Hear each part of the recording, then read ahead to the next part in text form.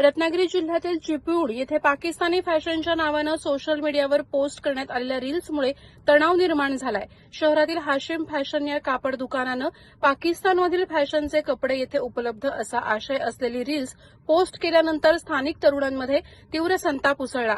संतप्त तरुणांनी दुकानात घुसून दुकानदाराला घेरत बेदम मारहाण केल्याची घटना घडली। या वादामुळे शहरात काही काळ तणावाचं वातावरण निर्माण झालं होतं। घटनेनंतर पोलिसांनी तातडीनं कारवाई करत वादग्रस्त रील्स करणाऱ्या तरुणाला ताब्यात घेतलं। तसंच कायदा आणि सुव्यवस्था राखण्यासाठी शहरात 100हून अधिक पोलिसांचा कडेकोट बंदोबस्त तैनात करण्यात आलाय। सध्या परिसरात तणावपूर्ण शांतता असून पोलीस परिस्थितीवर बारकाईनं लक्ष ठेवून आहेत।